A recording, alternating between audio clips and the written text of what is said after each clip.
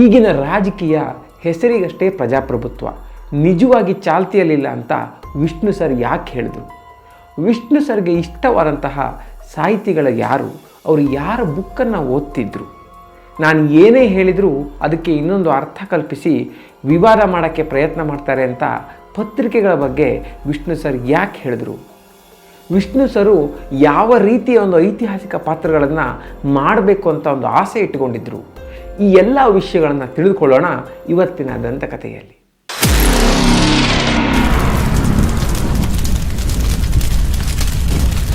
ಸ್ನೇಹಿತರೆ, ಇವತ್ತಿನ ಸಂಚಿಕೆಯಲ್ಲಿ ಹೇಳ್ತಿರುವಂತಹ ವಿಷಯಗಳನ್ನು ವಿಷ್ಣು ಸರ್ ಅವರ ಸುಪ್ರಭಾತ ಅನ್ನೋ ಸಿನಿಮಾ ರಿಲೀಸ್ ಆಗೋ ಟೈಮಲ್ಲಿ ಕಾಜಾಣ ಅನ್ನೋ ಒಂದು ಪತ್ರಿಕೆ ಕೊಟ್ಟಿರುವಂತಹ ಸಂದರ್ಶನದಿಂದ ಆಯ್ದುಕೊಳ್ಳಲಾಗಿದೆ.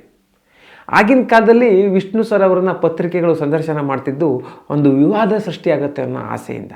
ಏನೇ ಒಂದು ಪ್ರಶ್ನೆ ಕೇಳೋ ಸಮಯ ಬಂದರೂ ಯಾವುದಾದ್ರೂ ಒಂದು ವಿವಾದಕ್ಕೆ ಇದು ಎಡೆ ಮಾಡುತ್ತಾ ಅನ್ನೋ ಒಂದು ಆಸೆಯಿಂದನೇ ಪ್ರಶ್ನೆಗಳನ್ನು ಕೇಳಲಾಗ್ತಿತ್ತು. ಇಂಥ ಸಮಯದಲ್ಲಿ ಕಾಜಾಣ ಅನ್ನೋ ಪತ್ರಿಕೆಯವರು ವಿಷ್ಣು ಸರ್ಗೆ ಒಂದು ಇಷ್ಟವಾದಂತಹ ಸಂಗತಿಗಳು ಯಾವುವು, ಕಲಾವಿದನ ಒಂದು ಆಸೆಯ ಬಗ್ಗೆ ಅವರ ಅಭಿಪ್ರಾಯ ಏನು, ಅವರು ಮಾಡ್ತಿರೋ ಒಂದು ಸಿನಿಮಾಗಳ ಬಗ್ಗೆ ಅವರ ಅಭಿಪ್ರಾಯ ಏನು, ಅವರಿಗೆ ಅವರ ಸಿನಿಮಾ ಜೀವನ ಒಂದು ಖುಷಿ ಕೊಟ್ಟಿದೆಯಾ, ಈ ಎಲ್ಲ ವಿಷಯಗಳ ಬಗ್ಗೆ ಒಂದು ವಿಶೇಷವಾದ ಸಂದರ್ಶನವನ್ನು ಮಾಡಬೇಕು ಅಂತ ವಿಷ್ಣು ಸರ್ ಹತ್ರ ಹೋಗ್ತಾರೆ. ಅವರು ಕೂಡ ಇದಕ್ಕೆ ಒಪ್ಕೊಳ್ತಾರೆ. ಬಹಳ ಮುಕ್ತವಾಗಿ ಅವರ ಅಭಿಪ್ರಾಯಗಳನ್ನು ಈ ಸಂದರ್ಶನದಲ್ಲಿ ಹಂಚ್ಕೊಳ್ತಾರೆ. ಈ ಒಂದು ಸಂದರ್ಶನದಲ್ಲಿ ಅವರು ಹೇಳ್ಕೊಂಡಿರುವಂತಹ ಕೆಲವೊಂದು ವಿಶೇಷ ಸಂಗತಿಗಳನ್ನು ಇವತ್ತು ನಾವು ತಿಳಿದುಕೊಳ್ಳೋಣ. ಕಾಜಾಣ ಪತ್ರಿಕೆಯವರು ವಿಷ್ಣು ಸರ್ ಹತ್ರ ಮೊದಲು ನೀವು ಪತ್ರಿಕೆಗಳನ್ನು ಓದ್ತೀರಾ ಅಂತ ಕೇಳ್ತಾರೆ. ಆಗ ವಿಷ್ಣು ಸರ್ ಅವರು, ನಾನು ಪತ್ರಿಕೆಗಳನ್ನು ಓದಲ್ಲ, ಎಲ್ಲೋ ಒಂದೆರಡು ಕಡೆ ಈ ಥರ ಕೈ ಕೊಟ್ಟಾಗ ಮುಖಪುಟಗಳನ್ನು ನೋಡ್ತೀನಿ ಬಿಟ್ಟರೆ ಪತ್ರಿಕೆಗಳನ್ನು ಕೂತು ಓದಲ್ಲ ಅಂತ ಹೇಳ್ತಾರೆ. ಮತ್ತು ಪತ್ರಿಕೆಗಳ ಬಗ್ಗೆ ನಿಮ್ಮ ಅಭಿಪ್ರಾಯ ಏನು ಅಂತ ಕೇಳಿದಾಗ, ಪತ್ರಿಕೆಗಳು ಬಹಳಷ್ಟು ಬಾರಿ ನಾನು ಏನು ಹೇಳಿದಿನೋ ಅದಕ್ಕೆ ಇನ್ನೊಂದು ಅರ್ಥ ಕಲಿಸ್ಕೊಂಡು ನನ್ನ ವಿವಾದದಲ್ಲಿ ಸಿಕ್ಕಾಕ್ಸಿದ್ದಾರೆ. ಆದರೂ ನನ್ನ ಹತ್ತಿರದವರಿಗೆ ನಾನು ಏನು ಅಂತ ಗೊತ್ತು. ಎಲ್ಲ ಪತ್ರಿಕೆಗಳು ಹೀಗೆ ಅಂತ ಹೇಳಲ್ಲ, ಕೆಲವೊಂದು ಪತ್ರಿಕೆಗಳು ಬೇರೆ ರೀತಿಯೂ ವರದಿ ಮಾಡಿವೆ. ಆದರೆ ಎಷ್ಟೋ ಬಾರಿ ಪತ್ರಿಕೆಗಳು ನನ್ನ ತುಂಬ ಒಳ್ಳೆಯವನು ಅಂತ ಹೊಗಳಿದ್ರು ಅಥವಾ ಕೆಟ್ಟವನು ಅಂತ ತೆಗಳಿದ್ರು ನನ್ನ ಹತ್ತಿರದವರಿಗೆ ನಾನು ಏನು, ನನ್ನ ನಿಜವಾದ ವ್ಯಕ್ತಿತ್ವವೇನು ಅಂತ ಗೊತ್ತು. ನನಗಷ್ಟು ಸಾಕು. ನಾನು ಮತ್ತಾವುದ್ರ ಬಗ್ಗೆನೂ ತಲೆ ಕೆಡಿಸ್ಕೊಳ್ಳಲ್ಲ. ನಾನೊಬ್ಬ ಡಿಫರೆಂಟ್ ಮ್ಯಾನ್ ಹಾಗೂ ಡಿಫಿಕಲ್ಟ್ ಮ್ಯಾನ್ ಅಂತ ವಿಷ್ಣುವರ್ಧನ್ ಅವರು ಉತ್ತರ ಕೊಡ್ತಾರೆ.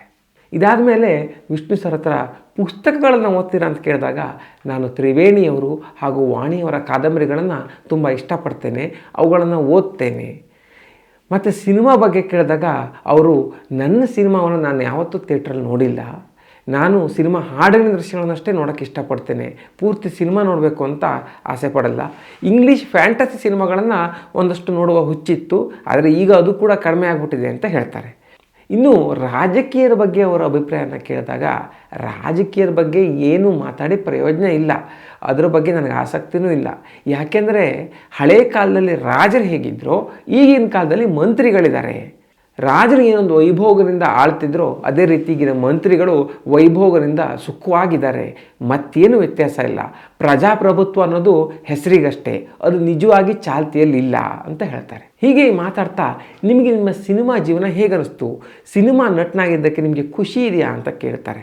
ಆಗ ವಿಷ್ಣು ಸರು, ನಾನು ಮೊದಲಿನಿಂದಲೂ ಅಡ್ವೆಂಚರಸ್ಸು, ಸಾಹಸ ಜೀವಿ, ಜೀವನದಲ್ಲಿ ಏನಾದರೂ ಒಂದು ಹೊಸ ನಡೀತಾ ಇರಬೇಕು, ನನಗದು ಖುಷಿ ಕೊಡ್ತಾ ಇರಬೇಕು ಅಂತ ಬಯಸೋನು. ಹೀಗಾಗಿ ನಾನು ಸಿನಿಮಾ ರಂಗಕ್ಕೆ ಬರೆದಿದ್ದರೆ ಪೊಲೀಸ್ ಆಫೀಸರ್ ಆಗ್ತಿದ್ದೇನೋ, ಆ ಒಂದು ಕಳ್ಳರನ್ನು ಹಿಡಿಯೋದು ಅಥವಾ ಏನೋ ಒಂದು ದಿನ ಒಂದು ಕೇಸ್ ಸಾಲ್ವ್ ಮಾಡೋದು, ಇದು ನನಗೆ ಒಂದು ಉತ್ಸಾಹವನ್ನು ಕೊಡ್ತಿತ್ತು. ಹಾಗಾಗಿ ನಾನು ಪೊಲೀಸ್ ಆಗೋದು ಸಾಧ್ಯತೆ ಜಾಸ್ತಿ ಇತ್ತು. ಆದರೆ ಸಿನಿಮಾ ನಟನಾಗಿದ್ದಕ್ಕೆ ನನಗೆ ಒಂದು ತುಂಬ ಖುಷಿ ಇದೆ. ಜನರು ನನಗಿಷ್ಟು ಪ್ರೀತಿ ಕೊಟ್ಟು ಸಿನಿಮಾ ರಂಗದಲ್ಲಿ ಒಬ್ಬ ನಟನಾಗಿ ಮಾಡಿದ್ದಕ್ಕೆ ನಾನು ಯಾವಾಗಲೂ ಕೃತಜ್ಞನಾಗಿರ್ತೇನೆ ಅಂತ ಹೇಳ್ತಾರೆ. ಇನ್ನು ನಿಮ್ಮ ಸಿನಿಮಾದಲ್ಲಿ ನಿಮ್ಗೆ ಇಷ್ಟವಾದಂತಹ ಪಾತ್ರಗಳು ಯಾವುವು ಅಂತ ಕೇಳಿದಾಗ, ನಾನು ಇಷ್ಟಪಟ್ಟಿದ್ದ ಪಾತ್ರ ಕಟ್ಕೊಂಡು ಏನು ಮಾಡೋಕ್ಕಾಗುತ್ತೆ, ನಾನು ಇಷ್ಟಪಟ್ಟು ಮಾಡಿದ ಪಾತ್ರ ಜನರಿಗೆ ಇಷ್ಟ ಆಗಬೇಕು, ಆವಾಗ ಅದಕ್ಕೊಂದು ವ್ಯಾಲ್ಯೂ ಇರುತ್ತೆ. ಕ್ರಿಕೆಟ್ನಲ್ಲಿ ಗವಾಸ್ಕರ್ ಸೆಂಚುರಿ ಹೊಡೆದಾಗ ಜನ ಮ್ಯಾಚ್ ಗೆದ್ದು ಅಂತ ಕೇಳ್ತಾರೆ. ನಾವು ಆ ಮ್ಯಾಚ್ ಗೆದ್ದಿಲ್ಲ ಅಂದರೆ ಗವಾಸ್ಕರ್ ಹೊಡೆದಿರೋ ಸೆಂಚುರಿಗೆ ಬೆಲೆ ಇಲ್ಲ. ಅದೇ ರೀತಿ ನಾನು ಎಷ್ಟೇ ಇಷ್ಟಪಟ್ಟು ಕಷ್ಟಪಟ್ಟು ಯಾವುದೇ ಒಂದು ಪಾತ್ರ ಮಾಡಿದರೂ ಕೂಡ ಅದು ಜನರಿಗೆ ಇಷ್ಟ ಆದಾಗ ಅದಕ್ಕೊಂದು ಬೆಲೆ ಬರುತ್ತೆ, ಇಲ್ಲ ಅಂದರೆ ಅದಕ್ಕೊಂದು ಪ್ರಯೋಜನ ಇಲ್ಲ. ಹಾಗಾಗಿ ನಾನು ಇಷ್ಟಪಟ್ಟು ಮಾಡಿದ್ದೋ ಬಿಟ್ಟಿದ್ದೋ ಅದಕ್ಕೇನು ಮಹತ್ವ ಇರಲ್ಲ ಅಂತ ಹೇಳ್ತಾರೆ. ಆಗ ಪತ್ರಕರ್ತರು, ಏನೇ ಇರಲಿ ಇದೊಂದು ಪಾತ್ರ ಮಾಡಬೇಕಿತ್ತು, ಈ ರೀತಿಯ ಪಾತ್ರ ಮಾಡಿದರೆ ಚೆನ್ನಾಗಿರ್ತಿತ್ತು ಅಂತ ನಿಮ್ಗೆ ಅನಿಸಿಲ್ವಾ ಅಂತ ಕೇಳ್ತಾರೆ. ಆ ರೀತಿ ಯಾಕೆ ಅನಿಸಲ್ಲ? ಎಲ್ಲ ಕಲಾವಿದನಿಗೂ ಈ ರೀತಿ ಒಂದು ಪಾತ್ರ ಮಾಡಬೇಕು ಅಂತ ಆಸೆ ಇರುತ್ತೆ. ನನಗೂ ಕೂಡ ವೀರ ಮದಕರಿ ನಾಯಕನ ಪಾತ್ರ ಮಾಡಬೇಕು, ಎಚ್ಚಮ್ಮ ನಾಯಕನ ಪಾತ್ರ ಮಾಡಬೇಕು ಅನ್ನೋ ಒಂದು ಆಸೆ ಇದೆ. ಆದರೆ ಐತಿಹಾಸಿಕ ಚಿತ್ರಗಳಿಗೆ ಬಜೆಟ್ ಬೇಕಾಗುತ್ತೆ. ಅಷ್ಟು ದೊಡ್ಡ ಬಜೆಟ್ ಹಾಕಿ ನನ್ನನ್ನು ನಂಬಿ ಪ್ರೊಡ್ಯೂಸರ್ ದುಡ್ಡು ಹಾಕಿದಾಗ ಅವನಿಗೆ ಲಾಭ ಆಗುತ್ತೆ ಅಂತ ನಾನು ಯಾವ ಗ್ಯಾರಂಟಿ ಕೊಡ್ಬೋದು? ಹೀಗಾಗಿ ಇಂತಹ ಪಾತ್ರ ಮಾಡೋದು ಕಷ್ಟ ಆಗುತ್ತೆ ಅಂತ ಹೇಳ್ತಾರೆ. ಇನ್ನು ಈ ಸಂದರ್ಶನದಲ್ಲಿ ಹೊಸ ಹೊಸ ಟ್ರೆಂಡ್ಗಳಿಗೆ ನೀವು ಹೇಗೆ ಅಡ್ಜಸ್ಟ್ ಆಗ್ತೀರಾ ಅಂತ ಕೇಳ್ತಾರೆ.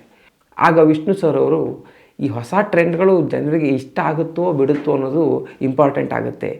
ಸಿನಿಮಾಗೊಂದು ಅವಶ್ಯಕತೆ ಇದ್ದರೆ ಅದು ಯಾವ ರೀತಿ ಟ್ರೆಂಡ್ ಆದರೂ ಮಾಡೋಕ್ಕೆ ನಾನು ರೆಡಿ ಇದ್ದೀನಿ. ಡಿಸ್ಕೋ ಡ್ಯಾನ್ಸ್ ಇರ್ಬೋದು ಅಥವಾ ಬೇರೆ ಯಾವುದೋ ಒಂದು ವಿಷಯ ಇರ್ಬೋದು. ಆದರೆ ಅದು ಜನರಿಗೆ ಇಷ್ಟ ಆದಾಗ ಅದಕ್ಕೊಂದು ಮಹತ್ವ ಬರುತ್ತೆ. ಇಲ್ಲ ಅಂದರೆ ಸುಮ್ಮನೆ ಏನೊಂದು ಪ್ರಯತ್ನ ಮಾಡೋದಾಗಿರುತ್ತೆ, ಯಾವುದೇ ರೀತಿಯ ಒಂದು ಮಹತ್ವ ಇರಲ್ಲ. ಇದಾದಮೇಲೆ ವಿಷ್ಣು ಸರ್ ಅವರು ಸ್ಟುಡಿಯೋ ಮಾಡ್ತಾರೆ ಅಂತ ಒಂದು ವಿಷಯ ಬರುತ್ತೆ.